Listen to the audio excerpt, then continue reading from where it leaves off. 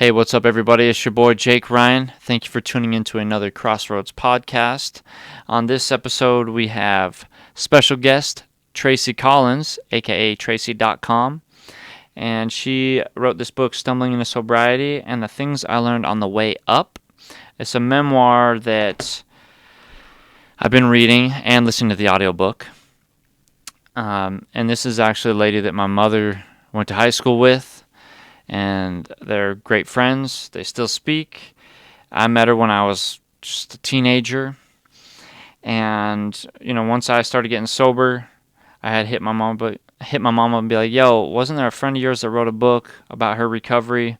So my mom bought this book on Amazon, sent it my way, and I'm still finishing it up. But I highly recommend it to those of you that might be struggling with sobriety, those of you in recovery, those of you that know other people in recovery or struggling with sobriety, and for those of you that know Tracy, check out her book. It's super awesome.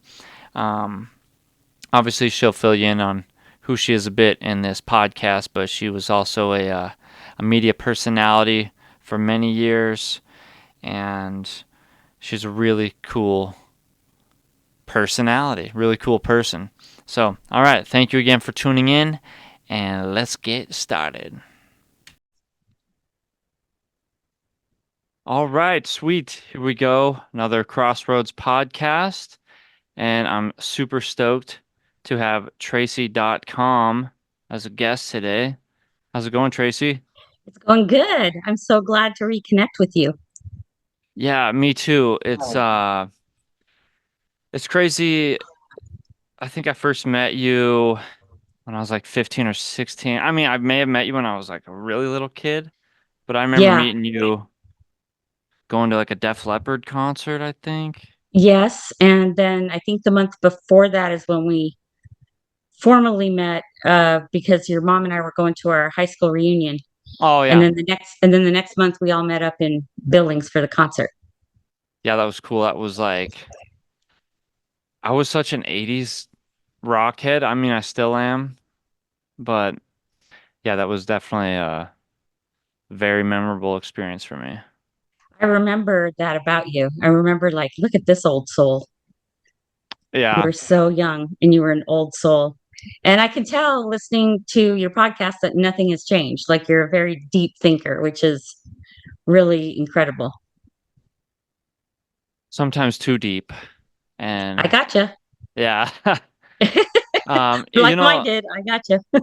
Yeah, so I'm super stoked, meeting you with my mom. Of course, you were like cool and fun friend and really friendly and everything. And but then you had, you know, your public figure persona. Hmm. Were you just visiting back in Oh, Montana then, or were you living in Florida then? yeah, I lived in Florida.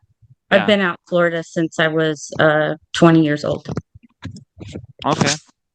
I was in the military. I got stationed here Oh and I yeah, never that's right. and I never left. You love it there, or it's I just do. home now, or Yeah, I do. I live in Jacksonville, Florida, which is we jokingly call it South Georgia because we're just below the Florida Georgia line. mm-hmm. And so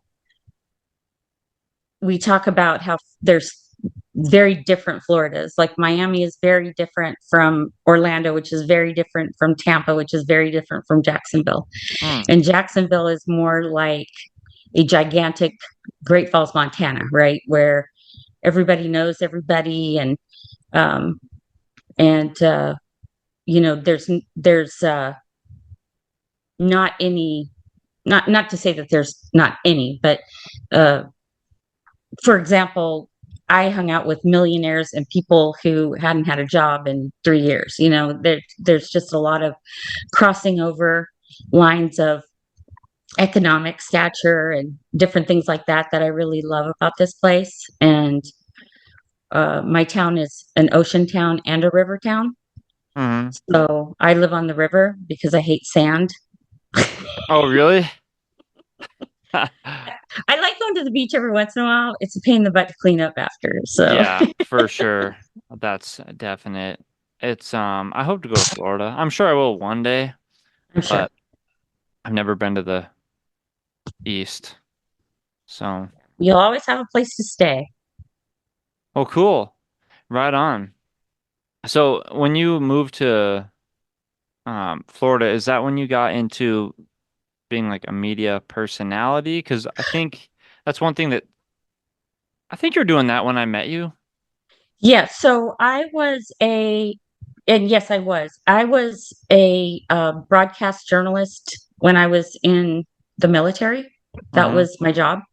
And when I got out, I went to college and it was more just used to form relationships with people in that world because I had great training in the military. In addition to that, when you go into journalism in the military, it's a very small group of people.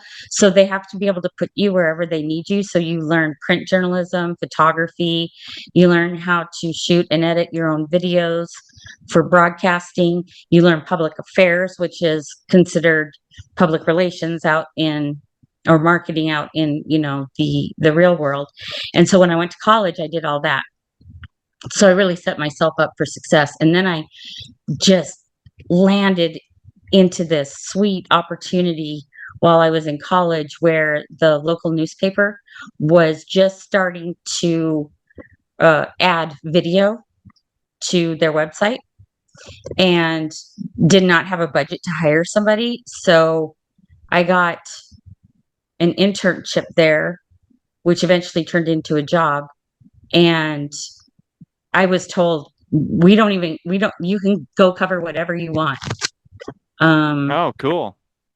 and so I covered community and entertainment and small businesses and just different things like that. And so eventually I parlayed into part time television and then into full time television and some radio as well.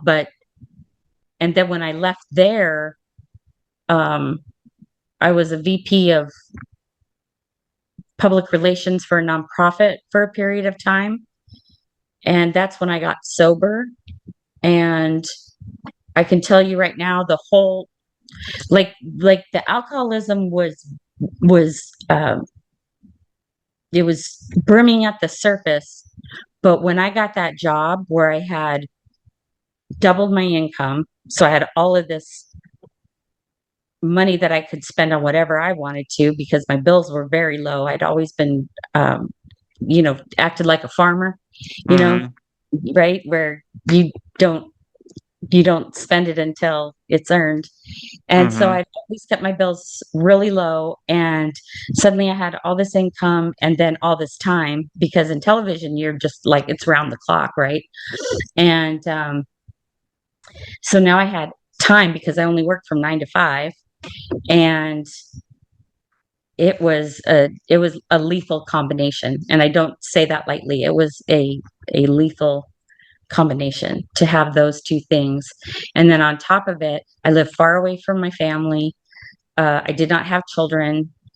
Um, I started to isolate more and more and more. And then it just eventually became one of those scenarios where, you're either going to die or you're going to get sober.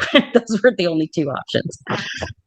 Yeah, for sure. I can definitely relate to that. And I'm hoping that the more and more I do this podcast that I can speak with more people in recovery and a lot of the people that I have spoke with are a lot of music artists.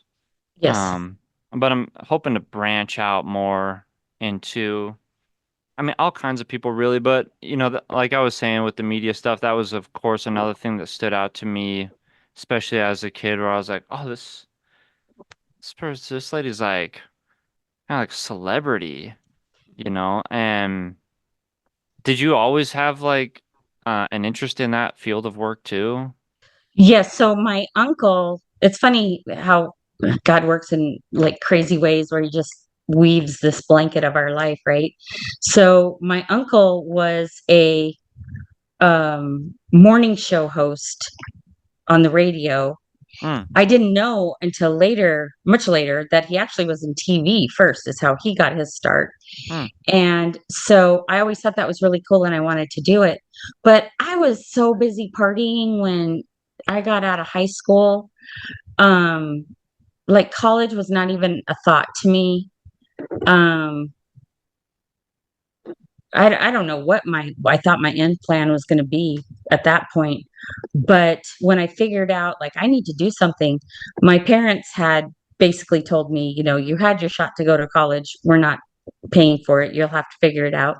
I went and priced out colleges and realized I was in no position to pay for it. And that's how I wound up in the Navy because my cousin, who was that uncle's daughter, she had been in the Navy and gotten the GI Bill to pay for her college.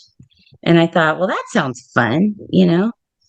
So, so that's what I ended up doing. And um, what's really weird is I had forgotten my dream. Like I'd totally forgotten the whole thing about wanting to go into broadcasting.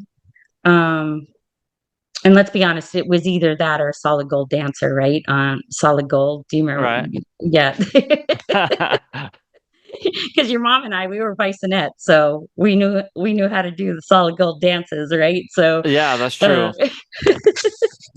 so I had gone into, kind of bringing it back to the music. So I was always attracted to musicians and bartenders because I got my two fixes: music, dancing, and drinking, right? Right. And and so I had thought about, I'd had no talent, musical talent. I played drums for a while and I wasn't very good. And so I thought, well, I'll be the lighting tech, right? Mm-hmm. And so that was kind of like in my mind. And so when I went in to talk to them about joining the Navy, I went back to the old school way that it was when your mom and I were like in the fifth grade and they would say, what do you want to be, little girl? And the ceiling was there. So it was either secretary or nurse. Mm-hmm. So when I went in, I was like, I don't know, I guess either a secretary or a nurse. And that's sad to think like how ridiculous that is. I And mean, it not really too sad. It's just kind of like survival. You're like, well, I'm just gonna do what it takes to, survive in this world just as like a human nowadays. And thank you for your service too. I oh, you're welcome. I once was gonna join the Navy. That was the one like branch of the military I did go speak with. Yeah. I never did, but yeah, I didn't mean to interrupt you, but even in the Navy too, because that's always the thing. It's like, oh, drinking is huge in the Navy. Yeah. Did you experience anything like that too, or was it? Yeah. So to wrap up how I wound up in broadcasting, this guy said to me, your ASVAB scores are really high, and we don't typically like to waste that on these other forms of education. And he Mm, gave me a list of things, and one of them was journalism. And it was like a kick in the teeth, like, oh my gosh, that's right. I totally forgot that was my dream. mm, And so, that was it, right? Well, you asked about and a lot of people do ask when it comes to, I get that question every time is, do you think it was your time in the Navy that uh, helped you, like, fueled the alcoholism? And I can tell you, I knew from a very young age that I had a problem long before I joined the Navy. mm-hmm. And long, relatively speaking, based on how old I was when I joined. But so yes, there was a lot of drinking. Yes, I almost missed ship's movement. Um, no, I did not even get. I got reprimanded, but I didn't get any consequences. That was kind of the thing is, uh, and I mean this in the most respectful way. I was a likable person. Like I was a people pleaser. I would figure out what people needed in their life, and I would provide it. And so people tended to gravitate towards me and liked me. And so it worked in my favor because I would never get in trouble for the things that you would think like somebody else would go, oh, this should be a wake up call. I get off the hook every single time. Mm-hmm. And so yeah, there was a lot of drinking in the Navy, but it wasn't the Navy that was the issue. It's in fact, I let me tell you about something I wrote about in the book. Um, the and just for your listeners who don't know, I wrote a book called Stumbling into Sobriety, which was basically a journal entry of my first year of sobriety. Don't let me forget, I want to circle that back around to your podcast. Um, Mm-hmm. but one of the things that I learned about was that cocaine use, the reason why they feel it's so addictive is because it creates some kind of, I don't know if it's a chemical or what it is, but it's called THQ. Mm. And they learned that there are people who are actually born with THQ in their brain. And so they just have those addictive personalities. Mm. Right. So that was always a possibility. It was also a possibility. The genetic thing plays a big role, as I'm sure you've learned. Um, in For your in sure. your in your journey of seeking knowledge, it's genetic, so that could be a factor, but it definitely wasn't exterior sources that caused it. I had no sex trauma or um, you know any kind of abuse in my background, so it wasn't anything like that. There just were no external factors. It was all a fight within myself that I knew was going on, but I was very good at masking. And bringing it back to your podcast about how you want to start interviewing people, I would make a list. Like, this is what I did when I was writing my book. I made a list of things that I wanted to educate myself on to be able to help other people. And so that determined on who I spoke with or who I interviewed, if you will, to gain knowledge to put into my book. And that was everything from the physiological to the psychological to, everything that could potentially affect why we do what we do as addicts. Yeah, it was I want to talk to you some more about your book here.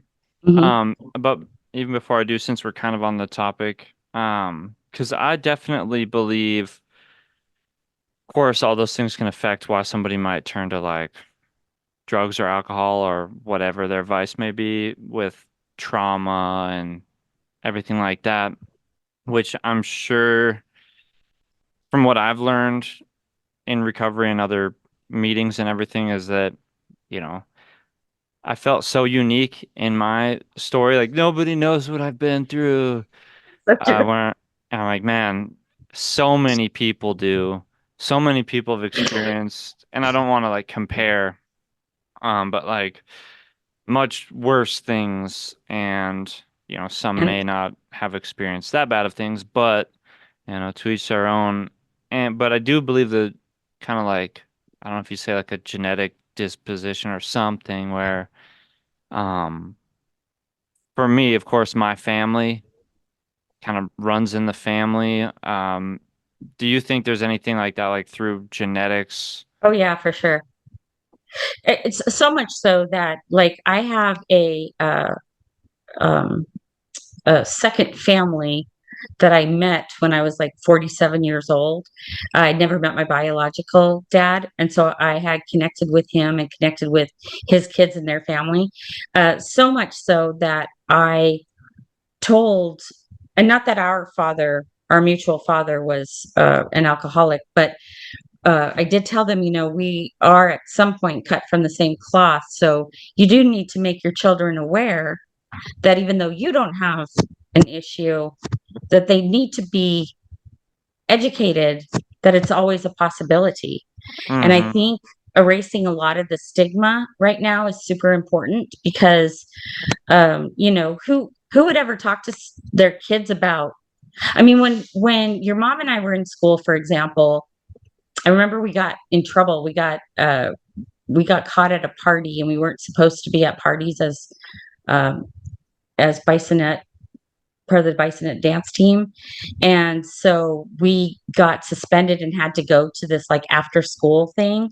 So, what does that tell you, right? It's like, oh, if it's a shameful thing, right? We're Mhm. not going to deal with it until it's a shameful thing. And then we're going to put you into this shameful program Right. and all of that, right? Instead of just like, let's educate people. These aren't kids, not all of them are kids, just acting out and experiencing life and pushing the boundaries and that kind of thing. But you can't, you don't know which one is which. So why not educate ahead of time? And I think that in this day and age, we know a lot more than we did back then. And so my life's work had to do with, um, I knew I was saved for a reason. And so it is to educate people. And, I take that very seriously. So I was thrilled when you asked me to be on your podcast because you just don't know who is tuning in, who is like, oh my gosh, I went through that exact same thing. And like you just said, I thought I was unique and nobody knows. And, when you hear somebody else say it, you wanted to hear the big one that I heard somebody say in the rooms of AA one time that I was like, I thought I was the only one. It was Yeah, when a what's up? woman, that was when a woman shared that she had wet the bed. Oh And, yeah. and so now when people ask me, it's interesting. I can tell that they haven't read the book if they start with, um, I want to ask you a question and tell me if I'm being too personal. And I'll stop them and I'll say, in my first chapter, there's urination and defecation. So Yeah. trust me, there's nothing you can ask me that's going to embarrass me.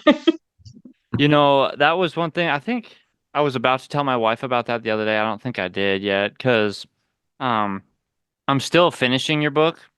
But I've also been listening to the audiobook. I haven't even heard it.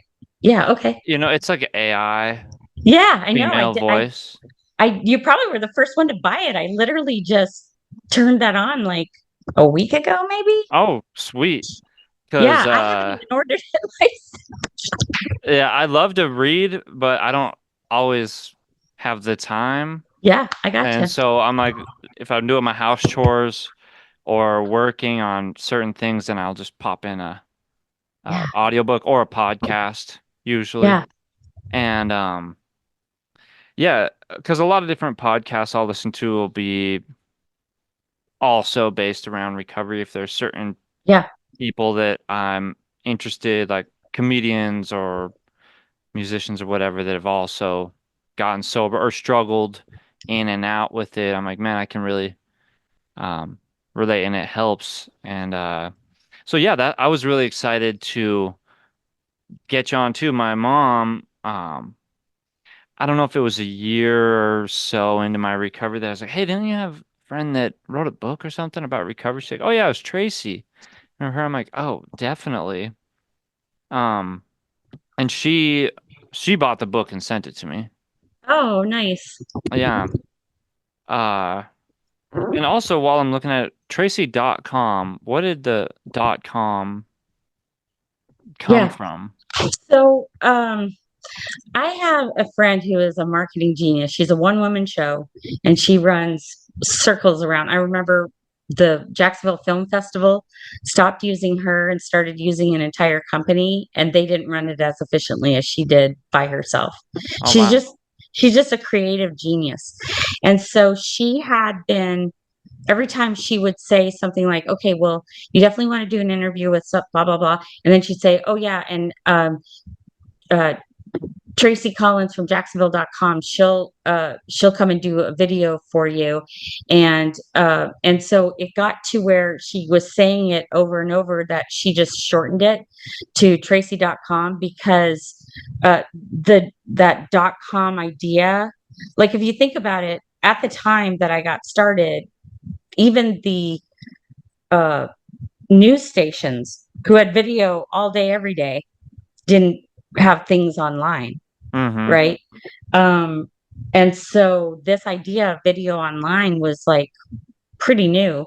And so it just kind of flowed because that was the only place you could find me, right? Was online. So she just started calling me Tracy.com. Well, when I went to go get a website, Tracy.com was the website at the time for Tracy, California, like Jacksonville.com was Jacksonville, Florida. Mm-hmm. And so another friend of mine who is also a marketing genius said, well, why don't you just spell it out? Make it DOTCOM, and then you can buy the website tracy.com.com. Mm-hmm. And so to this day, he still calls me .com.com. He doesn't Oh, even nice. call me by my name. That's awesome.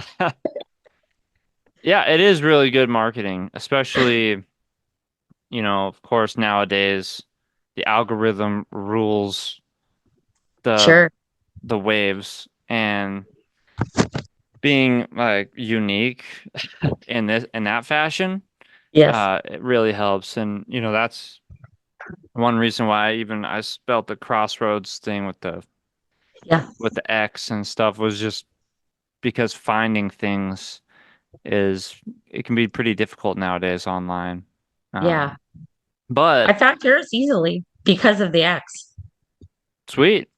And it's nice when the algorithm, sometimes it's easier to find things because then it'll feed you similar things. So I Sure. think it'll be cool too. I think it'll help kind of expand because uh, I think that my mother and people um, in her generation Hmm. will be more interested to even listen to, this podcast because of the conversation with you. And, Sure. I think it'll be, it's not like they're really gonna listen to a lot of my other ones. It might be like a hip hop artist or something. Right.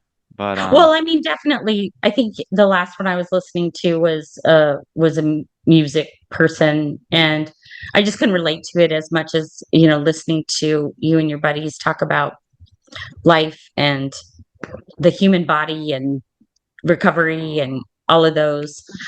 So yeah, you're right. You got to find to get that opening. You got to find something that is relates to their world.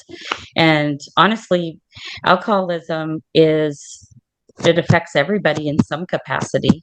oh, Um, for sure.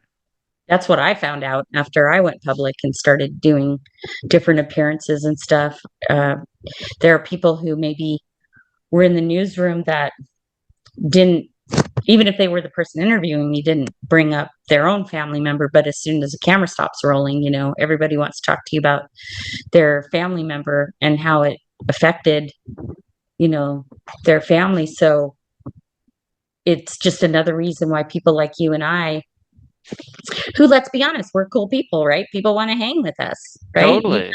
You've got the whole vibe of the music scene and everything. You're just a cool kid. Like I've known that since you were a kid, and Oh, thank you. Likewise, I've always thought you were cool.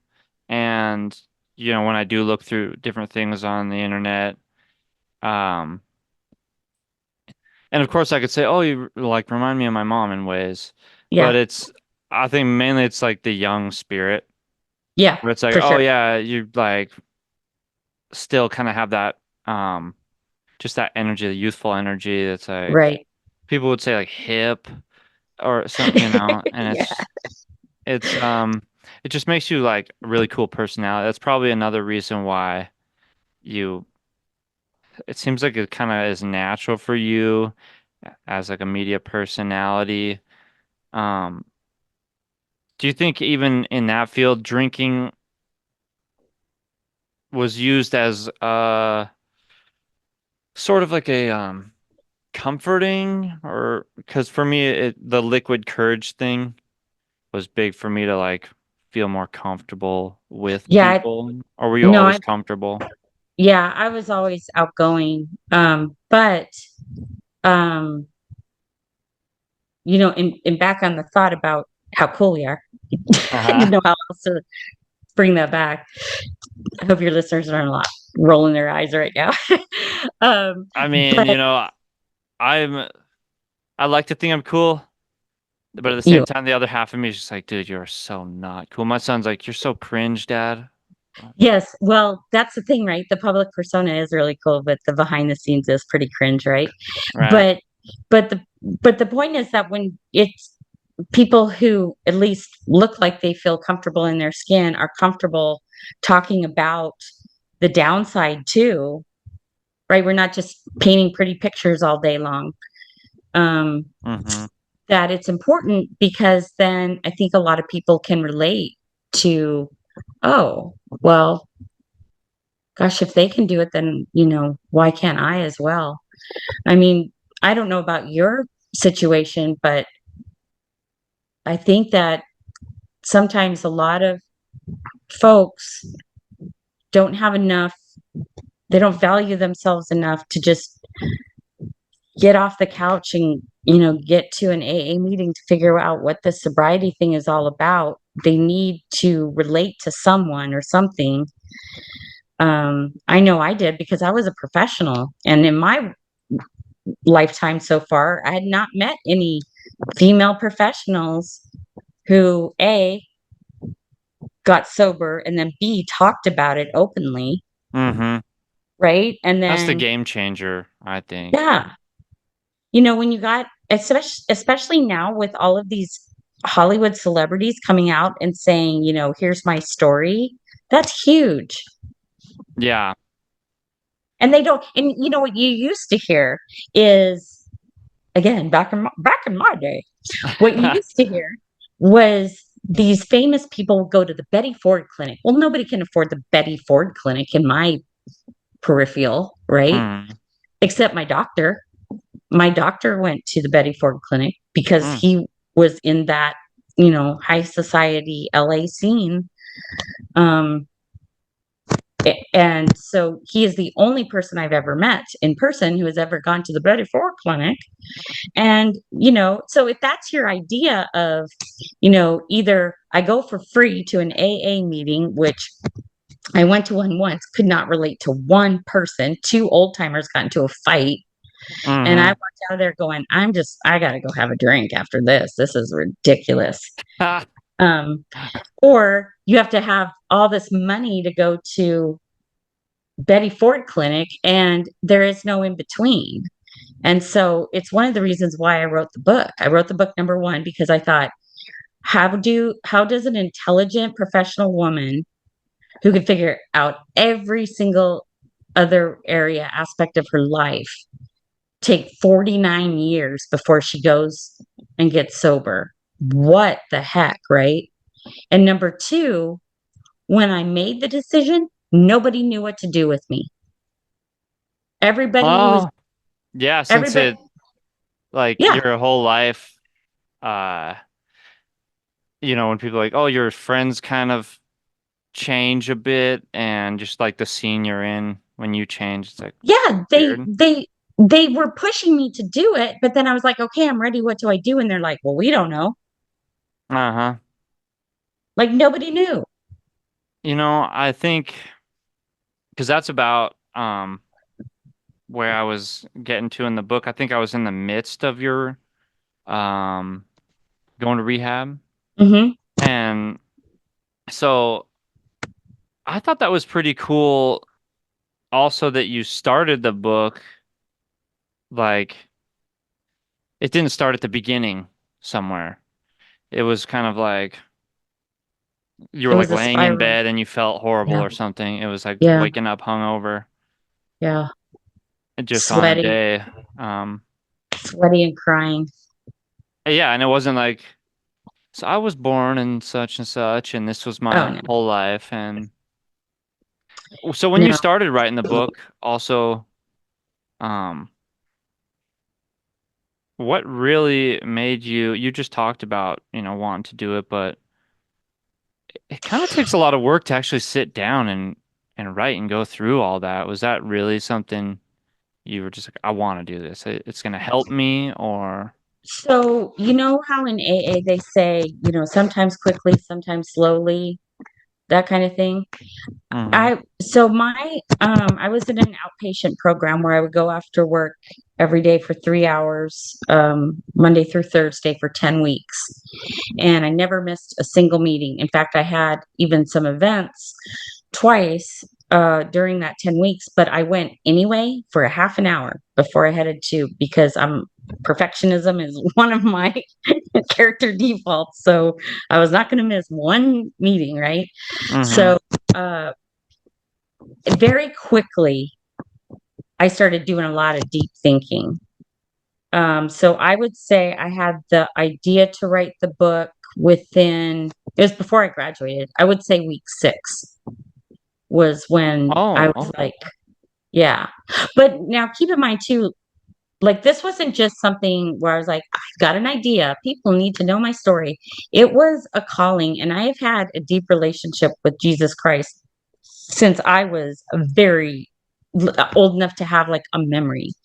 Mm-hmm. And when I share my story in AA meetings in particular, um, one of the things I address is that not everybody is a Christian, and some people, they even have separate groups for atheists. And so I recognize that not everybody has my same belief system. And so I preface when I talk about it with I know not everybody has the same belief system, but I am a Christ follower. I have been since I was a kid. I don't know how to explain it to you if you don't get it, because just like when I was deep into my alcoholism, I had never seen my liver, right? But God knows I knew it was there when I was doing all Oh the yeah, wrong things, for right? sure. And and for Good me, way to put Christ it. is the same, right? Like I don't know how to explain it to you because I can't see it, but I know it's there to the deepest of my core. I heard on one of your podcasts where you were talking about that you felt like the heart was the central portion or whatever. My belief system, our guts, because that to me feels like where the soul resides is in our guts, like Yeah.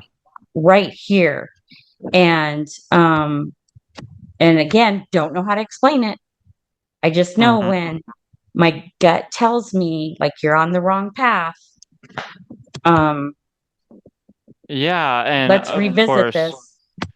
yeah, when I talk to my kids about like stranger dangers and of course the Yeah, gut feeling thing yeah, and it makes yeah. me think because Christianity and Jesus Christ has always been, my belief, and Hmm. I've always felt a connection. And from what I've come to be comfortable with now in life, what is just being like, it's my personal relationship with Yeah, Jesus Christ, as me, beyond any like religion or dogma or right.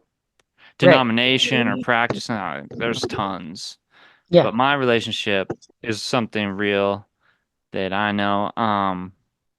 And it's tough that is a big part of the program too. Like I feel like a lot of my friends might express, which what I would say was like the first step of admitting, like, hey, you know what?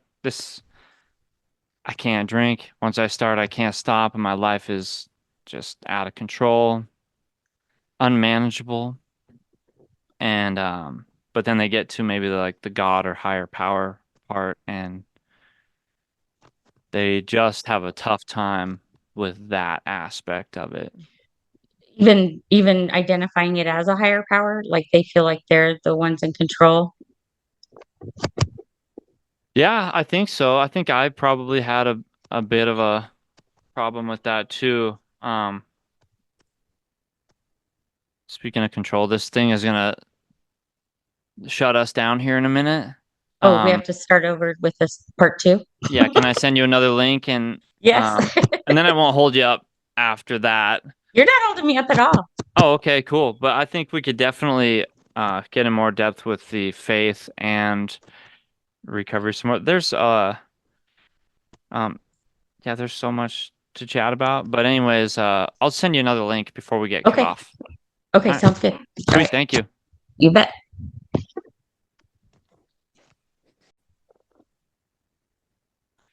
All right. Yeah, and since we were just on the topic of Christ, do you think that having that faith made a huge difference in your recovery at all? Yes, I do. You know, you were talking about where I started in the book, and it was me laying in bed crying out to God, you know. Uh, I remember distinctly hearing, air quotes, God say to me, I'm right here. I haven't moved. Mm-hmm. As if to say, you know, biblically speaking, pick up your mat and walk. Uh-huh. And and so I did. And look at what happened. I mean, game changer. And I will tell you that I have always, since I was a kid, like I remember wishing upon a star for world peace and, you know, all things good. Uh, Rarely for anything for myself, more for like as a community, right? And so um, I knew that there was going to be with this rebirth of my life at the age of 49 years old that it was going to be a game changer. Um, I don't know about your experience. Mine was that the synapses in my brain, it's I could almost feel them like reconnecting, and Oh, yeah, for sure. yeah, the Started to creativity came feel back. like growing up. Yeah. You bring it up, of course, and my mother would say this to me a lot growing up. Um, the stunting your growth when you start like using or Yes. abusing any substances, and I definitely Yes. started to feel like I was growing up, and that, Yes. I guess you could say my brain was kind of rebuilding, and Hmm. um, Yeah. And for those listeners who don't know, what you're referring to is the uh, studies have shown that people who start using substances on a regular basis, for example, myself was 13, was when I started using it as a regular basis, your uh, emotional intelligence is stunted at that age that you started using. But what you and I both experienced was that once we stopped using, we rapidly grew up and started thinking rationally like adults. Um, yeah, it, it's and also at 49 years to get sober, I totally commend you for that too, because I would feel like, let's see, I probably drank for 15, I probably started around like 15 or something and drank till 30 something.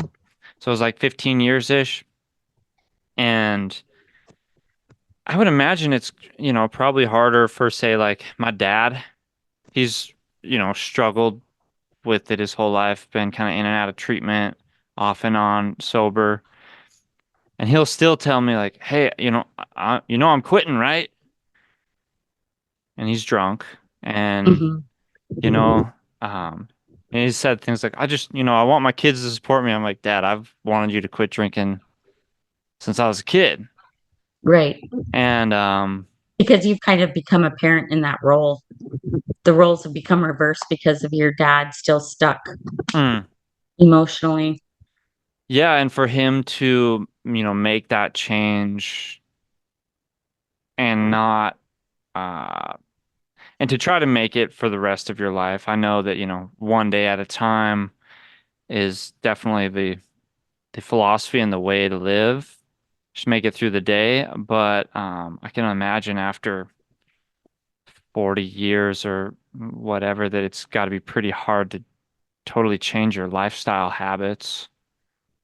Well, so I've known your dad even longer, more years than I've known your mom. Hmm. Um, I saw him not too long ago too. Oh, you did? Yeah, saw him at one of the Mexican restaurants in Great Falls. Oh, sweet. And I just was glancing around the room and our eyes met. And it's one of those things where you go, like, you move on with your eyes, right? But your brain is like, God, is that? And then he called my name out. And so I went over and spoke with him. And I think he must have been in a good place at that point, because he looked refreshed. I don't know how else. He didn't look like I would imagine he would when he's in his down times. But Yeah, he's doing pretty. He's working, and I'm sure he still drinks his beers, but yeah, I definitely don't think it's like some of those pretty wild or and down and depressed, isolated yeah, times. yeah.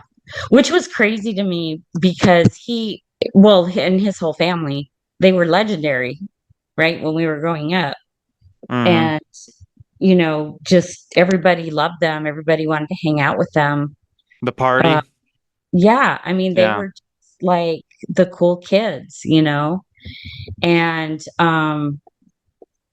and, but at some point, knowing what you and I know now, right? At some point, you have to go, okay, well, now it's time to, you know, be a husband, be a father, be, whatever. Uh, and some people just have a hard time getting out of that glory days kind of phase. Oh, for Um, sure. but I still, well, I found a renewed purpose with sobriety yes, because before being the life of the party at a point, especially with music and stuff, sure, seemed like the purpose of like, I'm here to make everybody feel like a great time. It's yeah, all a good time. And, yeah, with my dad and their family, or his family, it was always a good time. I'd say that it's pretty happy drunks, yeah, you know. I never turned my dad into like a real angry person, right, but the depression, yeah, I would and see that's a that maybe a bender and then yeah, a deep depression for a few days. Yeah. yeah, yeah, and it's just at some point you have to take accountability and say, I'm tired of feeling this way, and Hmm. life can be better. But depending on what's going on in someone's life, there's just so many factors, right? There's so many factors, and But I like they say, I don't mean to interrupt. no, go ahead. Um, you're right. So many factors, and I never understood a lot of it at first, where, like you got to quit for yourself. Yeah, I didn't. And I didn't know what that meant because I was like, well, I need to quit because my kids or my Right. wife or my job or Yeah. all these other things. I didn't know what the whole like you deserve it for yourself. I'm like, I don't know Yeah. what that means. Yeah. Do you still not know what that means? Uh, How far in are you, by the way? I've gone through my 12 steps. Okay. But I went through Set Free Ministries. I don't know if you're familiar with it's like Christian biker church. That I thought they were only in Great Falls, but then I realized there was one here in Helena. Then I realized it was actually started in California, and so they have all these churches Okay. all over the place. So it's a motorcycle ministry, kind of like a biker club. Are you a biker? No, Oh, I wish. I wish I had a yeah. bike because I Yeah. probably would be. But I think for me, when I first went to an AA meeting, so I had quit multiple times trying to sober up. And a lot of times I'd be like, I just need to quit drinking alcohol. That's my only Hmm. problem. Hmm. And I think the furthest I went was about 8 months. And then this last time that I relapsed, I ended up having kind of a mental breakdown, Oh, okay. kind of a bit of like maybe a psychosis type thing. Yeah. But I had also, I'm bipolar and I wasn't treating it Oh, you weren't getting properly. treatment. Yeah. Hmm. Yeah, self-medicating. Yes. And so. once I got on medication, I got on lamotrigine, mood stabilizer, Okay. and uh, then I was like, you know what? Maybe I'm gonna get my construction license back and get independent contractor, get back into doing drywall as well as doing my art and entertainment. Got back into it. My cousin, um, he is in the same industry, so I started working with him. He was probably 4 or 5 years sober, so we got to make an amends because they're like, "What? You know what? We had some good times and bad from the Hmm. booze." Yeah. And he's like, "Maybe you should try AA." Eventually, I went, and that's who my sponsor was. He was involved with Set Free, and I was attracted to them because it was hard for me at first to get used to guys that were more like khakis and a collared shirt. I was like, I come from a little more wild. Not Yeah. to say those guys can't get wild, but I was like, Yeah. I feel It's like kind of, I can understand these folks a little bit more. So yeah. that's who I leaned towards. And then I got a lot more comfortable with people in other professions that I would have never thought want good Sure. for me. Cops and lawyers and doctors and military. A lot of these people I didn't feel comfortable with. Maybe even simple things as like a tie dye or rebellious punk rock skateboarding because I was like, we're cut from two different cloths. Um, but then I realized that we're really not, and that's all just kind of surface stuff. So that's how I got to know the bikers. And Yeah. so the program I went through was also the 12 steps, but it was also faith-based. And um, so I still need to actually go through the big book, like one-on-one with somebody. I But think I know what kind of program you went through. So yeah, it takes variations of the 12 steps um and then go and you can fill in the word alcohol with anything, right? yeah, and I actually had like a workbook that I went through and would like have a bunch of questions and answer things. And so it really helped me to like put it down on paper. Right. Because they don't have that in AA. Um, at least none that I've been to. Like in addition to the big book, they have the is it the 12 step book? But I've done it so long ago, I can't remember if you write anything down. But I like that where you have to write stuff down. And Yeah, it helps to look back and yeah, then I could kind of take inspiration for like, writing music or even writing a book. Um, and I like that the memoir that you have with your book, that it's a memoir style. yeah, Did you have journals and stuff from those times as well? Or did you just once you dove in, your memory started to like kick in? yeah, that's exactly what happened. But I had to look up certain things, which it was seriously an amazing release.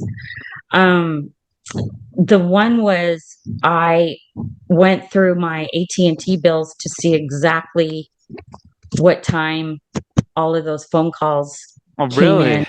about my father. Yeah, those are actual where you see where I could have just filled it in for, it was 4:48 p.m. or whatever. That's I actually awesome. I actually went back and oh man, I cried so hard that day. I don't know if you remember the part where I think it's at the end of chapter 1 where my mom left a message because she couldn't get a hold of me to let me Mm-hmm. know that my dad had died. I still have that message. Oh, really? I still have that voicemail. There's certain things that I hold on to. Oh, I on my hand, on my drinking hand, I drew a cross in the webbing for the first year, and then I got a white tattoo Oh, of the nice. cross in the webbing. And uh, one of my editor is bugging me to write another book, and I'm like, what am I gonna like? Who cares what has happened I since? was actually Like, wondering about that. And she said, you have a lot of stories to share. And um, I guess I feel like they're not as exciting as, the getting sober ones, but Well, because we all had a train wreck, right? We all had a train wreck. yeah, but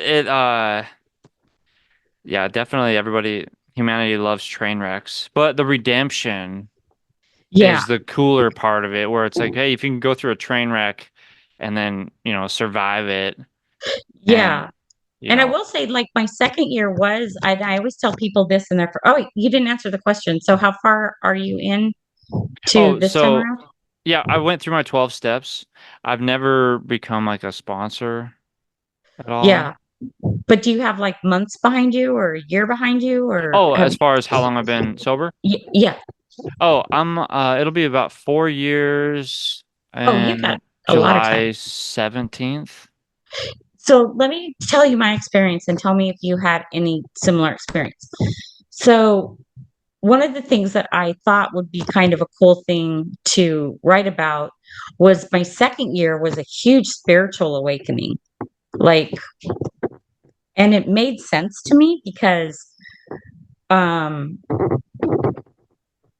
I felt like my brain, I think there's a reason why they call them spirits is because there was like crazy, like demonic things that happened in I'm when gonna, I was at my I spiritual definitely part. want to talk about that too. Okay. Um, So I had this premonition or a realization, I guess is more like it. No wonder I had a spiritual awakening. Like there's nothing blocking my brain and my being from being connected to God now that it's cleared and I can hear him clearly.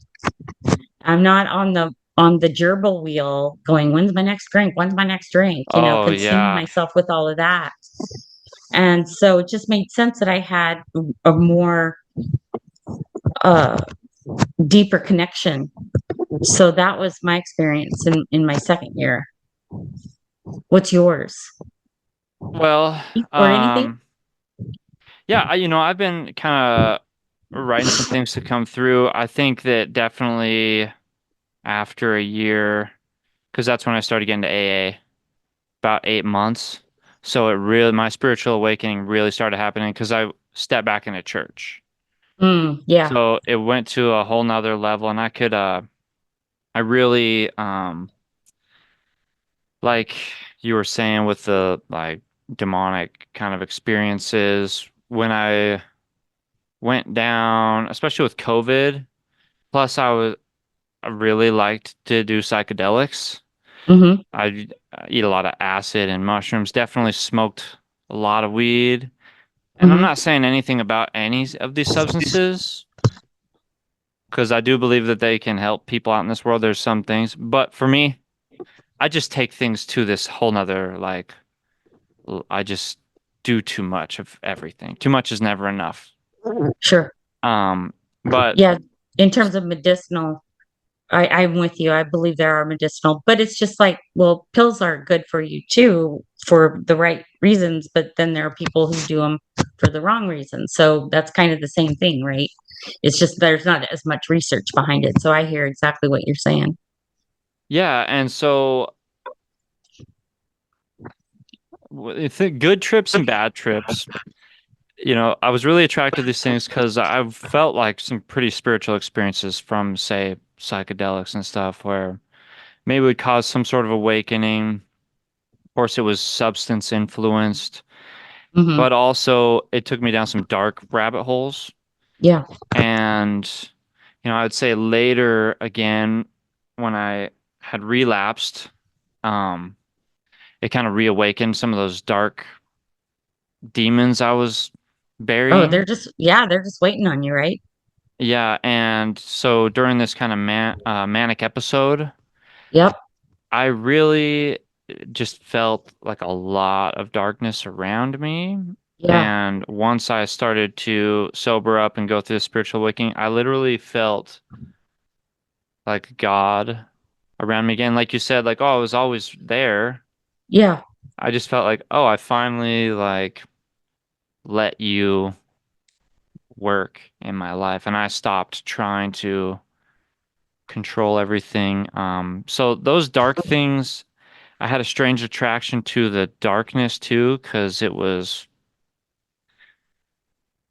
strange.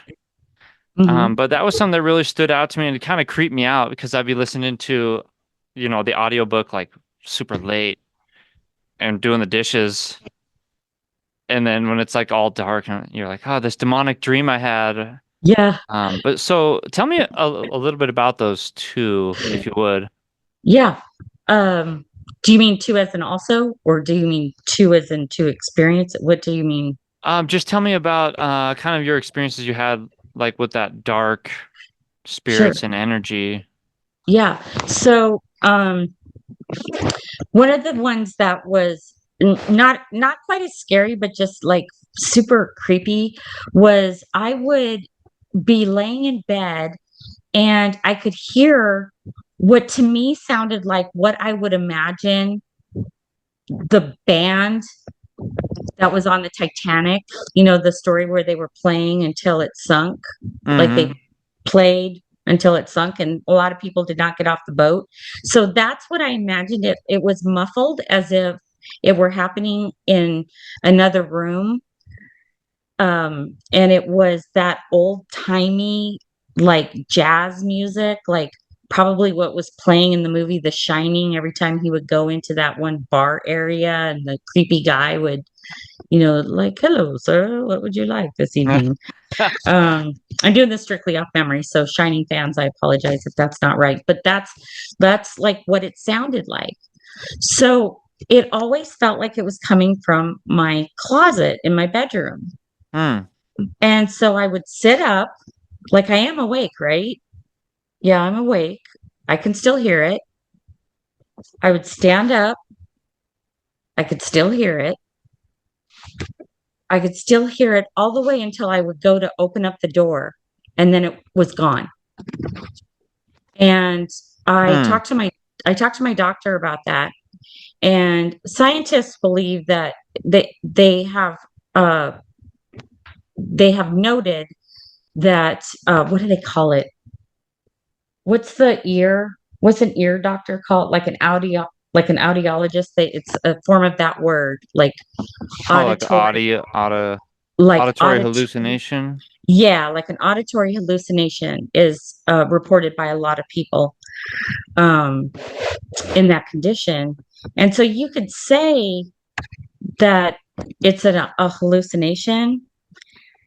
I got to be honest, I have felt like that painting The Birth of Venus like my whole life with one foot on earth and one foot still in heaven. Like I've always felt that way my entire life.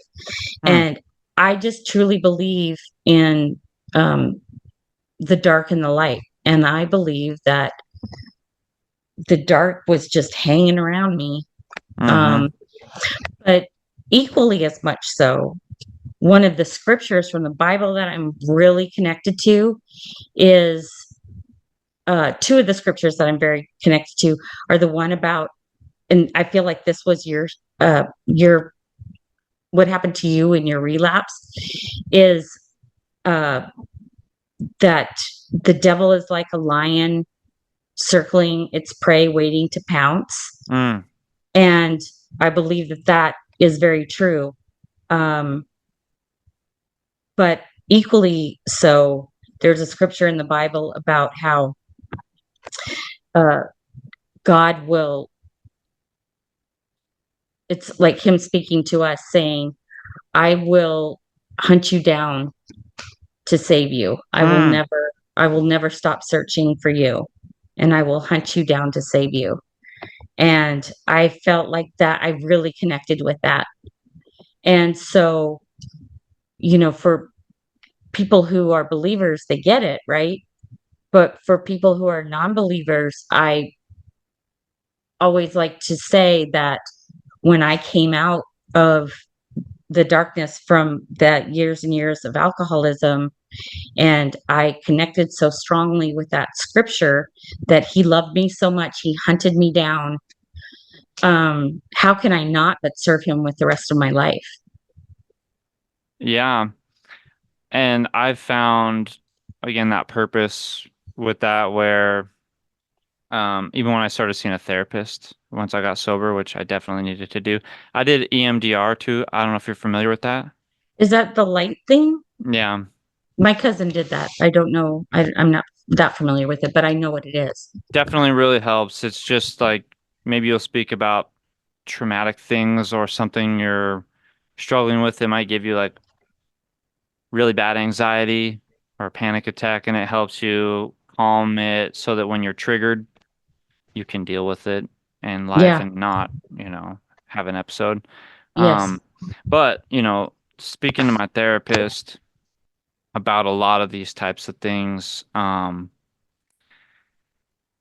for people that like don't believe, because we don't really get too much into the like religion and stuff like that with my therapist, but um I guess I had to make a lot of sense of it psychologically, but I'd say that I might be jumping around here, but like you were saying with the spirits, Hmm. I I definitely do think there was something with that with the because I'd get really wasted, blackout, or some of my Hmm. friends, and I'd be like, dude, you acted like a absolute maniac. And I'm like, I would never do that. It felt like I was possessed or something. Hmm. And even talking to my therapist, he would help me through that. Speaking to like a pastor. Um, but honestly, speaking with you and somebody that's, I'm not talking to somebody in a profession about it, it almost gives me more relief because it's like, well, this is just another person that's had similar experiences, Yeah. whatever, experience, strength, and hope. And it, I don't know, even with the hallucination thing, like you say, I remember having experiences again, like me and my buddies would eat mushrooms Hmm. and we would see the same thing. Mm. And I was like, well, if I'm hallucinating this, how are you seeing this? Exactly. And so I do think that maybe it was like seeing through a veil or lifting through a veil Yes. and the alcohol, I didn't think for some reason would take me to those kind of like let down my psychic centers or whatever you would Yeah. say. Jeez. Sorry, my alarm's going off. Um, so yeah, I might have got a little off track there, but I guess the gist of what I was trying to say was that spiritual thing to me seemed like almost more powerful Hmm. than the reality of things. Like economically, things are falling apart for me, my work, my family, my relationships. But then there was this huge like spiritual battle I felt like I was going through. And I believe it's true. yeah, so that's something I noticed right away too in like your profile picture. Let's see a cross or I see you wearing a cross. Hmm. And um are you involved with churches or anything nowadays, or you just have your personal Yeah. faith? I go to a church. Uh, you'll read about it. You'll read about it later in the book, I think, if you have not yet. I'm trying to think of where it was. But the guy that I was with when I made the decision to get sober took me to church. And Oh yeah. um, I was just getting into that. yeah, so it was funny because that church I'm not a big fan of mega churches, not because it's, I think you get into an issue with mega churches where it's so easy for people who are not Christians to go, yep, see, you know, they don't understand that as believers, like if you say, well, a person, I don't like Christianity because people are hypocrites. No, we're not hypocrites. Like we know we're flawed. Mm-hmm. that's why we're here because we know we're flawed. Right. Um, so uh, that particular church was growing like super, super fast. And I thought, it's just a bunch of hype, right? But then I went and I realized like the guy who is the lead pastor, he has a very unique way to speak scripture, period. Only teaching out of the Bible, period. Right. Um, and not just like, and here's another phrase that relates to this. It's like we literally go chapter to chapter in the Bible, right? But he's so gifted in terms of his desire to understand what was the times back then, what did this word mean back then, Mm, what like understands the history of the Bible even deeper than just what the words are on the page. Because a lot of times I think in religion people read the words on the page and then they try to interpret it because it was written in a different time. He has studied the history of this is what was going on at the time. And then he's funny as hell. So, I mean, it just makes learning that much easier, right? And so that's the church that I am affiliated with. I still go like I this Sunday I just reached out before you and I got on this uh, call to talk about visiting my old church um, with a friend of mine. So it's not like I'm specifically tied in like you. I have a personal relationship with Christ. mm-hmm. And so that's, what everybody else is doing doesn't affect me. Like this is a personal relationship. And I've always been a faith believer, a faith follower, but I think in sobriety, it has engaged me into a true personal relationship. I was helping a friend recently who didn't deserve my help, and another friend called me out and said, why would you do that?" And I said, "Well, because God told me to. I don't know how else to describe it to you. Mm-hmm. It doesn't matter what you and I think, right? God Yeah. imparted to me like, yes, this person does not deserve your help. Go help her." Yeah. So, And I think that when I was getting off track earlier, I think that's what I was about to say was the kind of renewed purpose I found and learned from a sponsor and everybody else that I've connected with that's changed my life was the purpose of, and I guess it's probably like step three. I have to exercise a lot of the idea of putting my life in the care of God and sacrificing, my self-will for God's will, or at least trying to line them up mhm, and to serve others and be less self-serving is where I was like, oh, okay, now maybe this is what I'm supposed to do with right. my life is just serve other people, and in turn that's like serving God. I just feel like this is me personally. I feel like when I am on the right track, I know it in my soul, in my gut. I feel it. And when I'm not, I go, okay, let's step backwards. Like, what have I done over the last week that is causing me to feel this way? Because I don't think it's just me. I think it's my higher power talking to me and saying, you know, mm, Hmm. mm, I'll track a little there. Let's figure this I, out. geez, I don't ever think like that. I don't know why. I'll keep that in mind when I'm like, I don't know why I'm feeling this way or whatever. I always think it's just me, but No, I heard you think back on the last week of all the different things that you have done, going to the grocery store and um, selecting bananas when your kids love oranges is probably not the one thing that is throwing you off. But, maybe there is a scenario that happened at the grocery store where you had the opportunity to share the word and you didn't out of fear or whatever. So maybe it's as simple as today I am going to share with somebody, right? Because again, kind of getting back to what you and I talked about in, I believe it was episode 1, um, Yeah. about my belief being that this is a blanket that's woven by all of these just different things, um, through God, that we are all here to learn from each other. So maybe the true end result is you share it with somebody who needed it. And sometimes it's not sharing, sometimes it's not sharing, your religion per se, right? Sometimes it's strictly about sharing your sobriety with somebody. Mm-hmm.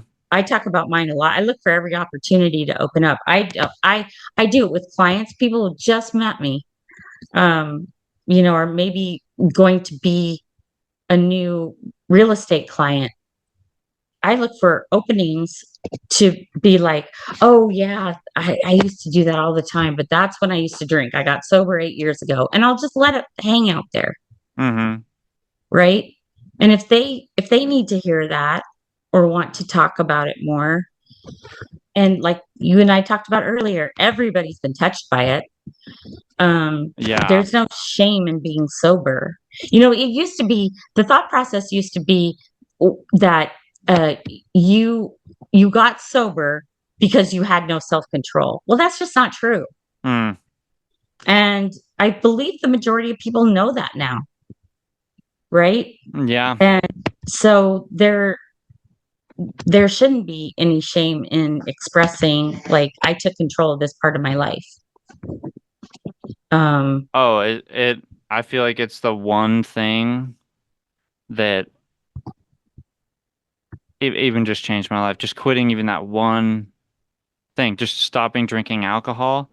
There's mhm. many other things I had to do as well to like become a better person Sure. and rebuild my life in many ways. But I think at the biggest variable in the equation was the booze because then that was my main thing that was masking me. Like when they say, the alcohol is not the problem, I'm the problem, and I was using the alcohol as a solution. Yes. It really just messed everything up way more. Um, but yeah, it's a tricky thing. Are you saying because you had to deep dive into your life and figure it out? Yeah, Yeah. I mean, self-reflect and be like, okay, maybe I am just not looking at myself here. I'm trying to blame everybody else or trying to blame it on, well, when I was a kid, yeah. this thing happened and this is why, Yeah. but it wasn't until and then I could understand other people more. Like I could understand my father and my Yes. resentment of like you were always partying. Yes. I could be like, you know what? I accept and understand who you are Yeah. and because I'm just like you.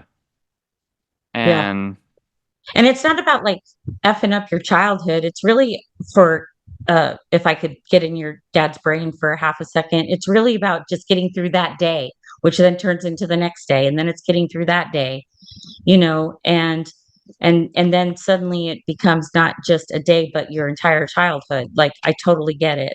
I went through the same thing with my parents in my forgiveness of them, and now I'm so close to my mom.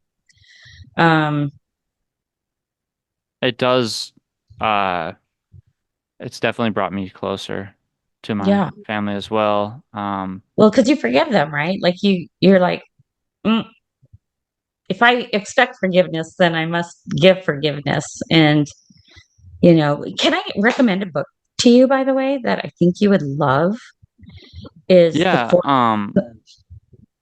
the four this thing is agreements. about to shut down on me Oh, one more time. Can I call you right back? yeah. And then I won't hold you up too much longer. Okay, whatever. All right, yeah, I'll call you right back. All right, bye. Bye. All right, we're back. And you have a different setting. Yes, it was getting hot in that chair I'm at, right in front of my picture window, so I was like, I gotta move. Uh, Nice. But you but I were wanted to, recommending a book? yeah, but I wanted to tell you that your segue there was amazing. We called that in the TV industry a tease. Oh, okay, yeah. Please join us in part three After this commercial break, to find out um, what the book is. or a word from our sponsors. It would be fun, we have a studio downtown now, and hopefully, I like doing this. Yeah, It's fun. I like to just have the conversations anyways, but to connect with more people, yeah. again, it comes into that whole like having a purpose thing. But yeah, thank I you. think you could. I I think appreciate you it. are onto something. I believe that you are so great at interviewing people and coming up with questions that I think a lot of other people would have. And you should really look into having on a regular basis this kind of conversation. I think that, you were talking about the books that you've read, like musicians and things that have gotten, I don't think you would have a problem getting some of them on a podcast with you. And I feel that it could become a huge influencer into other people's motivation for change. And so just think about that. Also, one of the things that I have learned in my spiritual walk after sobriety is that when I hear something twice, I know it's God telling me to listen. So if somebody else tells you that same thing in the near future, just know that that is God telling you, like giving you direction. I'm gonna So, remember that. yeah. Um, but what you were recommending a book? Yeah. So, one of the books, I was listening to one of your earlier podcasts where you were talking about, uh, it was something about not feeling worthy or, coming to grips with feeling uh, worthy, and or it was talking about I don't give an F what other people think, having to come to terms with that, Mm-hmm. because we're natural people pleasers a lot of times as alcoholics. And one of the books that really helped me with that, and you're empathetic enough to really take a lot from it, is called The Four Agreements. Have you read that book yet? No, I've heard of it though. Yeah, it's Oprah made it famous, by the way. Mm. But uh it's one of those books, it's like this thin. You can read it in one sitting and it's a life changer. It's a game changer for sure. The one that I carry with me all the time, that I'm always encouraging other people because I see people struggle with it a lot, is one of the agreements is it's rarely about you. So Mm. when things are happening between you and another person that is not, shouldn't, like, you're not understanding why this person, especially if you don't know them very well and they're reacting in a certain way, Mm. it has nothing to do with your interaction with them on that day, right?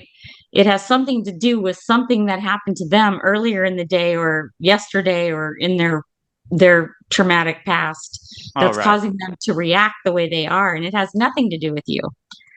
And so it helps you understand and be empathetic to other people in a way that you never could before, because one of my character defects did in the 12 steps, did you do character defects? Yes. Okay, so one Definitely of a my, lot of can tell them. me yours first. Well, I mean, people pleasing Yeah. is definitely one. Perfectionism, I would Mine say, is too. another. I don't know off the top of my mind. I mean, there's probably a bunch of things. I don't know if the addictive personality. So Um, two that you haven't mentioned yet that I have are ego, which is very common in my industry, Definitely and can relate. control. Another one, very big. hmm Yeah. So with that, reading the Four Agreements was super helpful in realizing it's not all about you, Tracy. As much as you would like to think it is, it's not. Yeah, I'm gonna check out the book, The Four Agreements. Yeah, super Um, easy read. yeah, I need to read more. So my audiobooks I have like that I've listened to were like Matthew McConaughey's book. Green light. Um, yeah.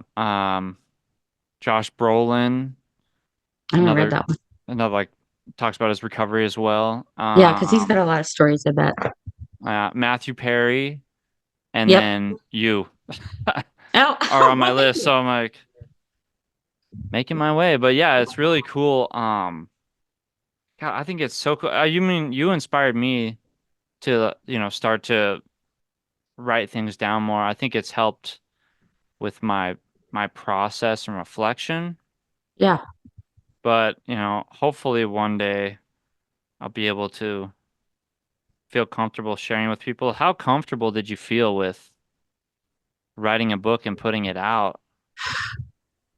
So I was in a unique position, and I don't believe that it was an accident that I was in that position where I didn't have children, right? So I didn't have to like worry about how it would reflect them. Um, I'm single, so there was nobody that like, I wasn't in a marriage where, say, my husband had this going on and he was going to run for mayor and now blah, so there was Mm-hmm. nothing like that. It was just me and God, right? And so as part of that process that we were talking about in episode 2, um is what is my purpose. I realized that if I was a professional woman who almost, and I want to tell you about this famous lady who this happened to. She was a local gal here, but she's a former Miss America, Mm, um, maybe Miss USA. I don't know the difference between the two. Um, and from the outside, had everything going for her, but she she was on a local show here. mm-hmm. Um, is sort of the midday show similar to The View Mm-hmm. that's on TV now, is similar to that. And she ended up falling and hitting her. If I have this correct, I might not have it correct. She ended up falling and hitting her head on a counter or something, and that's how she died. Mm, And the whispers on the street were that she had a problem with drinking, and they believe that's why she probably wound up falling. mm-hmm. Okay, so that was my future. That right there in a nutshell was going to be my future. Mm-hmm. There's no reason why she couldn't have wound up exactly where I wound up, Yeah. which was being a person in the public eye locally, um, and changed it, was honest about it, and changed people's lives. But there was nobody here. There was nothing that I could see, at least in my little world, that anybody had done that. And I could see myself becoming her. Mm-hmm. Um, and so I thought, well, if nobody's saying it, why not me? Why don't I say it? And so I immediately went on television after the book. Uh, I don't even think was the book even published yet? I feel like I'd done a little EP version of the book Mm-hmm. to raise money to pay to have it vanity published Mm-hmm. through Amazon. And uh but I went on television as soon as possible talking to my viewers about the station's viewers about I don't think they were tuning in just for me uh to the Probably station's you as well. I'm sure there's tons of people like, oh man, I love that lady. thank you very much. Some people But I probably were like, I hate that lady. It she's should have always been me. popular. Should have been me. No, I'm just kidding. Like, she's But just jealous. No. I went on just to do that, and the reaction was immediate. Immediate. People were saying, "Oh my gosh, I was sitting at home. I called in sick that day. You were telling my story. Mm, I made a change." So I'm telling you that I kind of alluded to earlier. sure there are people tuning into your podcast who you don't even know are doing it, who are just like, that cool guy. He did it. Yeah, maybe I should do it. So if you, well, I was going to say if you have trouble sharing your story, but you share it on the podcast, but maybe to you that's sort of like you're like you don't know who's listening, so it makes Yeah, you feel okay. it's easier like that, Yeah, like you say. But when it's one on one, one-on-one, stranger. stranger, which often are the people, yeah, that you can really help with the story. I think, of course, the like just living and how your life changed Mm-hmm. has made a big change to some of my Yeah, friends yeah, that they want to quit. They've talked about things like that. I just don't think they're ready to. sure. Something like that. And it really is just identifying the why, right? Because uh, similarly to why I decided to write the book about the things that I've previously mentioned, had to do with um, the fact that I didn't know what the other side looked like, and I The would other hear side, as in, sobriety, oh yeah, and I had heard friends who had gotten sober decades before me say, "Oh my gosh, it's amazing!" And in my mind, I would go, "But is it? Is it oh for sure, yeah. right?" Because in my mind, I was like, sobriety sucks. Like Yeah, I never wanted to drink or party because growing up around parties, and I'd yeah, be like, oh, parents might be doing their own thing, and maybe I want their attention as a kid, or smells hmm like booze and cigarettes in here. Um, then eventually, yeah, I did. Just probably the generic things too of like, oh, fit in with some friends or talk to chicks easier, yeah, the typical things, liquid courage. yeah. And yeah, it was no different really, but I don't know where I was going with that exactly. Well, I think if your friends are saying that they like to, it's identifying like, well, then why don't you? Like, what is your Oh yeah. So what is? then that I flicked that switch immediately, like smoking weed, drinking, where I was like, I want to do this all the time. Hmm. So it went from being like, I don't ever want to drink or smoke to I don't ever want to be sober. Yeah, Oh, like immediately. It's yeah, crazy. And so that whole like, was sobriety really that cool? right, It didn't seem that cool to me, especially with the people I was surrounding myself with. sure, The party was cool. yeah, Um, and then partying by myself yeah, eventually was cool to me, I guess. yeah, But yeah, the things you say in here, because like you said, that this chapter, the defecation, urination, and other mortifying memories, yeah, even that title in itself, I'm like, a lot of people would probably, they might admit it in a meeting or yeah. something because it's more, you know, Embarrassing, personal, embarrassing, but it's not going to be like out there like a book, right? where it's like, oh yeah, this is kind of out there forever now. It's Yeah, not just said and in this room and might not be heard elsewhere. yeah, but it kind of that for me, it kind of boiled down to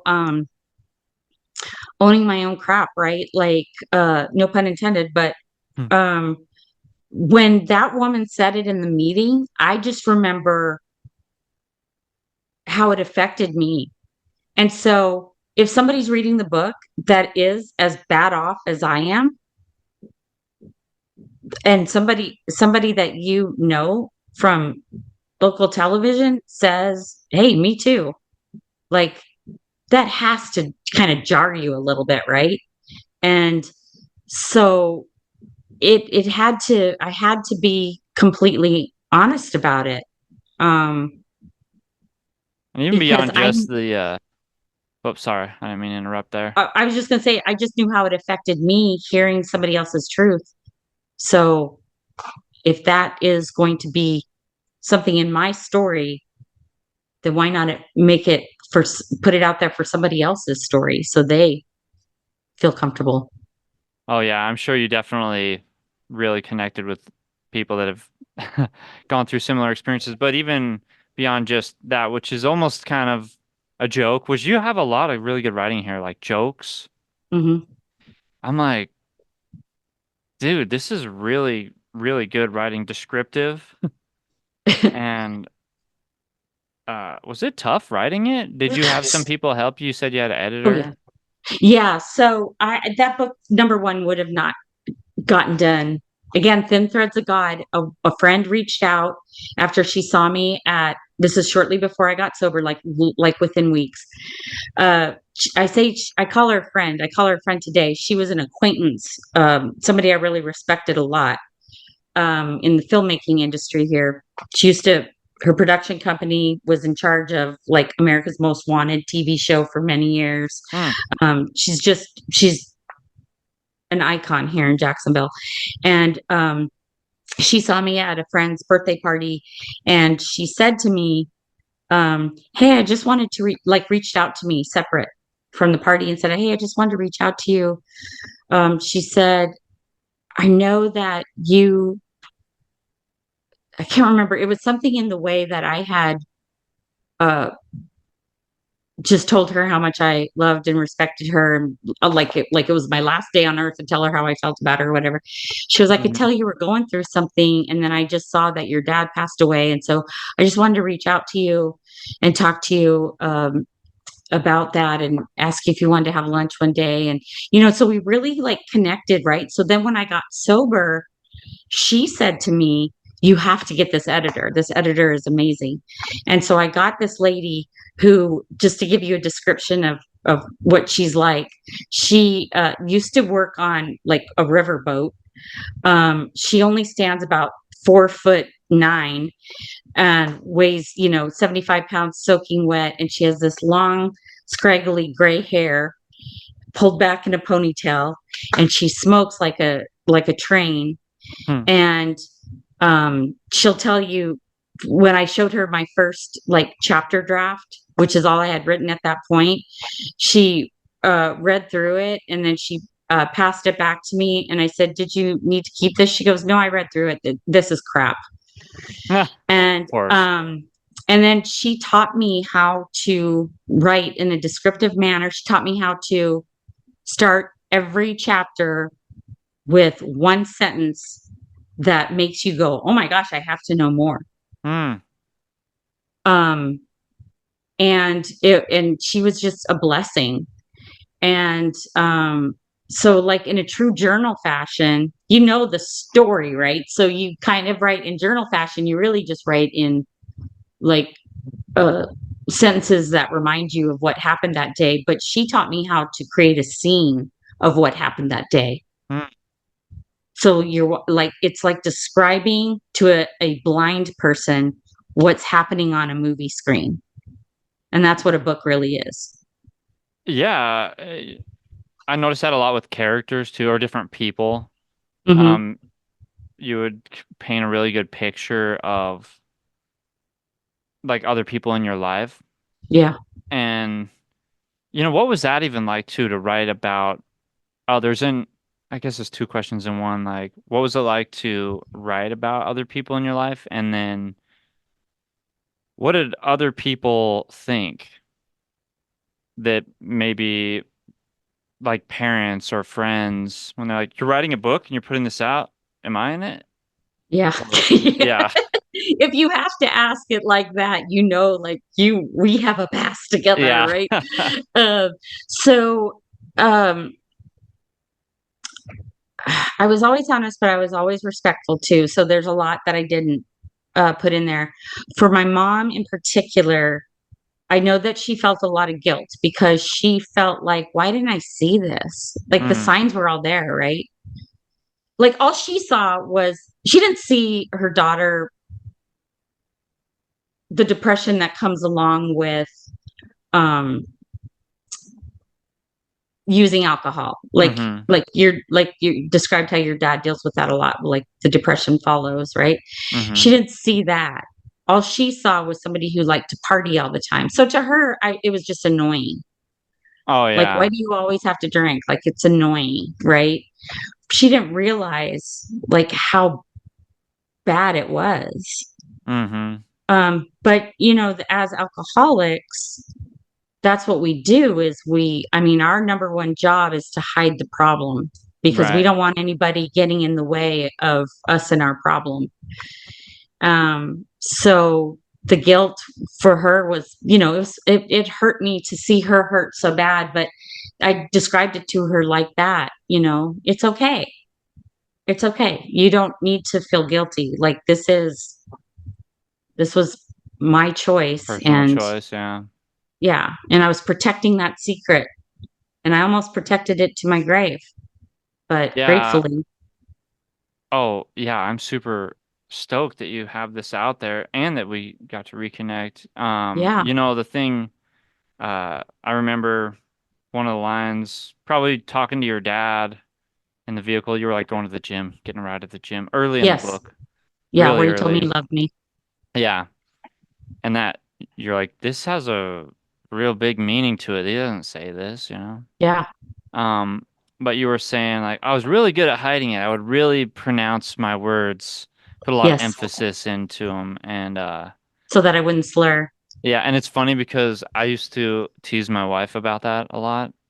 Yeah, She quit drinking too. She's like a few months behind me.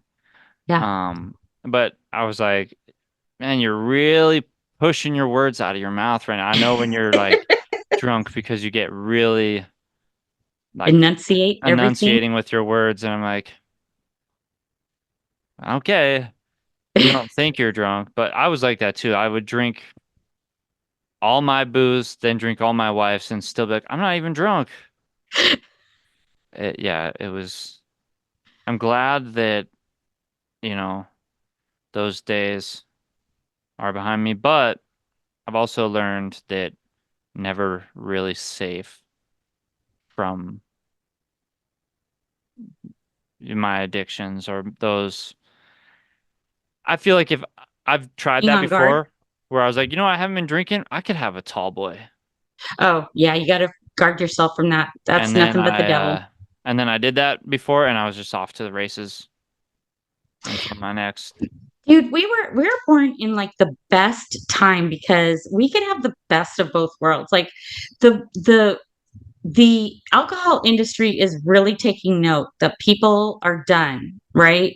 And they are coming up with some great alternatives to make you feel like you're still part of society without getting drunk or without um you know participating in you're either in the past it's like you're either off to the side being the wallflower or whatever, or you're deep into it, right? Mm-hmm. Because it's 0 to 90. There is no in between, right? And Mm-hmm. now, uh, I have football parties here, and I can have, Heineken 0.0 and feel like that whole, what's it called? The visceral Oh experience yeah. without I don't have to deny myself that part of it without, you know, going off the wagon, right? And Yeah. I do and think it's cool that that's out there. I forgot about it at first. yeah, some people can't handle it. There's people who like it's a slippery slope, right? You got to know Oh, I believe it, who yeah. you are because I have friends who will not uh, even participate in that because their fear is that the smell and the sensation of that part of it will cause them to want to have the high that goes with it. I don't have that reaction. Hmm. Yeah, I don't anymore, but when I could say that it saved me. I was we were down in Los Angeles and I was only a couple weeks sober and we went to like a bar that was Jim Morrison, like one of his bars he visited a lot, one of his favorite spots. Like, this is the seat he would sit in. I was like, I gotta sit in the seat. And then I was like, I really want to chug a beer right now. I'm really struggling. And then Kayliana, my wife, was like, they have a non-alcoholic beer. I was like, okay, maybe I'll do that. And so it was like maybe a month or so that I'd have non-alcoholic beers. Get together with the band, I'd have non-alcoholic. It did kind of have a placebo on me. I felt like where I was like, oh, it's kind of like the aura of the room and everything. I'm kind of fitting in and not feeling too weird. And then I just kind of slowly it helped me break my habit of I gotta drink a six pack while I watch a movie or something. Right. And um, but The thing yeah, I so it noticed, definitely helped me. the thing I noticed too is that like if we're out and beer makes you kind of full. So like if we're out and I'm like, oh, this is, it's feeling heavy. I can leave, this much in the bottle. Whereas before, oh, there was no beer left behind. There was no like I remember this one time. I am so this, talk about the urination and stuff. That doesn't embarrass me. This embarrasses me. One time I was out with my boss and we went to an event. It was a fundraising event and it was time to go. And she was leaving this much wine in her glass and she got up to leave. And I was like, oh my gosh. I reached over and drank out of her glass the rest of her wine. Hmm. Oh, I am mortified thinking back on that. Like, oh my gosh, Yeah, insane. I understand that, and I think that's another part that I really liked about the book was that I can relate to so much of it, and that I'm like, I know that person too. Like, I can think of other people. I'm like, oh yeah, this reminds me of this person, and even just the things where you're like, well, we're morning mimosas, but I'll have mine early. And then just things like, oh, Mm-hmm. they only serve beer and wine. I'll have some swigs of vodka, have Mm-hmm. my little shot on the ride there. And it was always those little things for me that was like, I always got my stash of Yep. something like right around. And I'd leave myself like back doors to be like, okay, this is going to be kind of my strategy. And it's like, even though it was already enough, like that craving inside of me. And that's again where I would take the spiritual aspect to it, where it's like there was something in me that it would seem like at times it was just like, go get more. You need more. And Mm-hmm. it was just, It was so weird, right? it's the Like weirdest you, thing. you like logically, even in that state, your body can't take it, but you continue it. It's weird. It's the strangest thing. And I'm glad to know about it and to understand. And there's still for me a lot to learn Sure. because it's my kids. I'll explain it to them because they obviously know me before and after drinking. Yeah. And um, so I'm like, I'll tell them the same thing my grandma told me, where it's like, well, you're an alcoholic. I'm like, Grandma, I've never drank in my life. What are you talking about? And I'm like, well, I think you're genetically probably the type that might drink, and then you might just kick it on. Hopefully, it skips your generation, kids, but you might be like me and your mom, where if you have a drink, you're just gonna keep on drinking. Yeah. So Yeah. that's They why I need to think be there's a educated lot like that. to to learn still. But Yeah. Well, uh, a book by a musician that I think you would really like is what? Okay, I always get it confused with the Tom Cruise movie. Eyes Wide Shut was a Tom Cruise movie, yeah. right? Hmm. This one is called Eyes Wide Open, I think. It's by Brian Head Welch from Oh, Korn. yeah, I did. I read that one. Yeah, good, right? Maybe. See, there's another one I wanted to read. I finished his, and that's what made me want to get this, Oh, okay. which is funny that you Yeah. brought it up. Yeah. Um, it might have been that one you're talking about, because I listened to him a lot. He's actually one that I've thought I could potentially get Get on on your the podcast. podcast. Yeah, you should.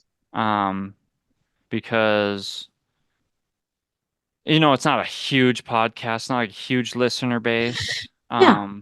But I I think have, anybody who's sober likes to talk to people about sobriety, right? Because it goes back to that whole thing. Like, it's not about reaching the masses. It's about saving one more person. you're right. And I that's went on a one thing book. I loved. I went on a book tour. I want to share this with you because I think it's important for you to kind of take it as yourself for the podcast. I went on a Hmm. book tour, so I reached out to people at different stations along the East Coast to see if I could get on their morning shows.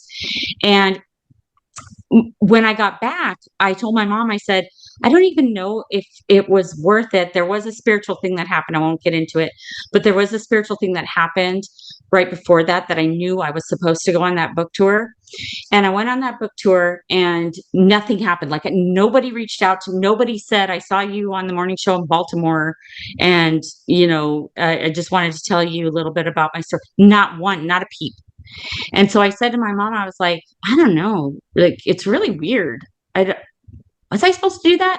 And my mom said, you have no clue who you touched, and you're probably going to die not knowing who you touched. But I promise you, there was at least one person out there who heard you. Just because they haven't told you doesn't mean it didn't happen. And just like the ripple effect, right? Boop, boop, boop, boop, boop, boop.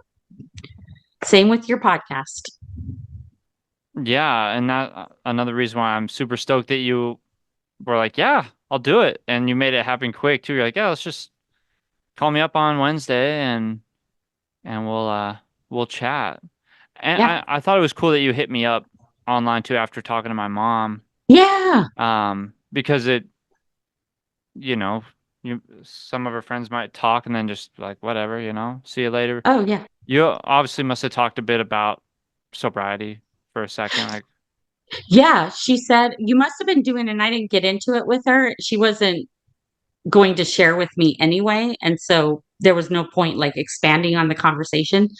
But she told me that you had called her and and you guys had some difficult conversations. And in my mind, I was thinking, oh, that was probably the amends step mm, that you were participating with her. She wouldn't, I don't think, understand our lingo or whatever. And plus, mm, she wasn't going to tell me any of the topics, but she said it was hard. It was a, a lot of things that she felt bad about, but just like anybody else, she was just trying to do the best she could with what she was given. It wasn't an easy marriage to your dad. And, mm-hmm. but there's one thing that I did know throughout the entire time was that uh, you were just this, like, she was very lucky to have the children that she had, I guess is the easiest way to put it.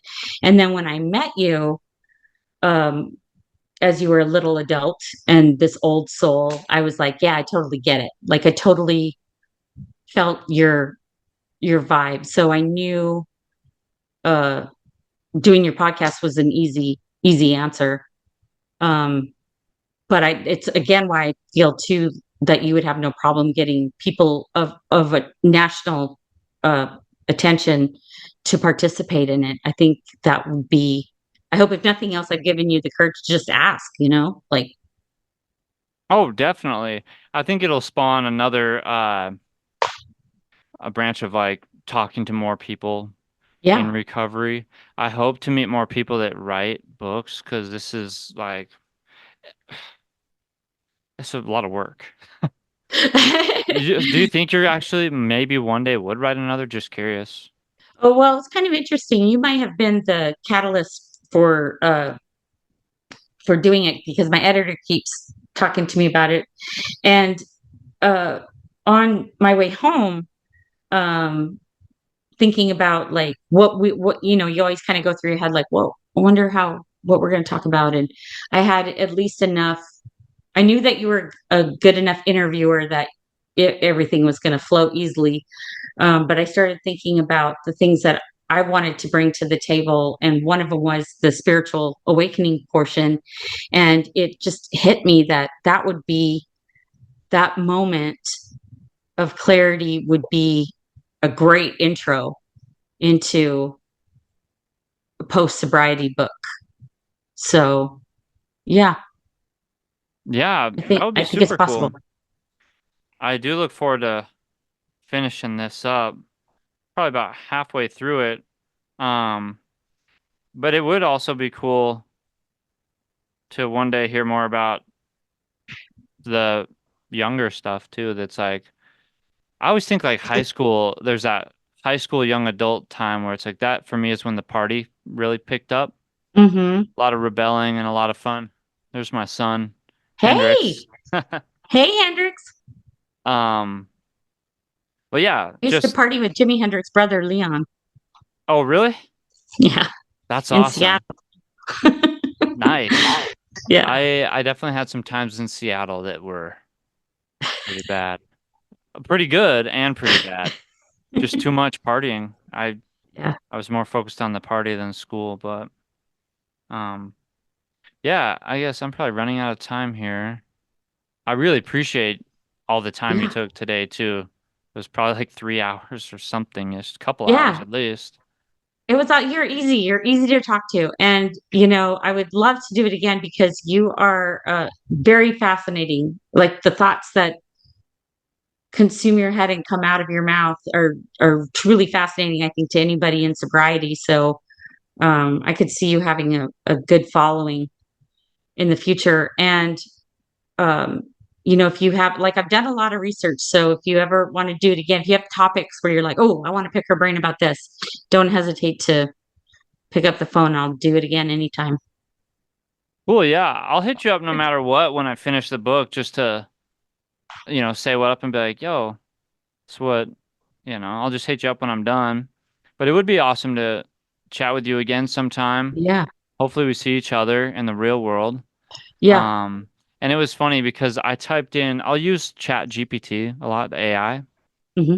because I'm like, man, if I don't use AI, I might just get lost in the dust Yeah. as everything changes. But so I type in like, okay, give me some certain highlights and pointers and this and that to have Tracy Collins, Tracy.com on the Crossroads podcast and uh, things about stumbling into sobriety. And it's just crazy what the AI would bring up about you and your history, and then certain things from the book and certain points and things to like bring up. I didn't really go off of any of it, Yeah. but I was like, dude, this are really good questions it's giving me. Oh, wow. I got to So try that. yeah, it was in like 5 seconds that it's like, da, da, da, da, here she That's is, and here's the insane. book, and here's our analysis of it'd probably even write me a script of like, you could ask it like this. Oh my gosh, that's so insane. But I just kept it human for us, wherever the conversation. Well, went. and it at least in specific moments we've been in each other's lives. So it's not like you're interviewing a stranger either. Mm-hmm. Um so it's good to have that connection for sure. I mean, just even when you were a kid, I just always felt connected to you. I always asked your mom about you. I was fascinated by how much you knew about music and about our generation's music. And you were just a fascinating creature to me. And so you've always been in the back of my mind all these years. So it's nice to realize that our stories have kind of come to a similar point. Well, I agree. It's about to cut me off, but I thank you again, Yes.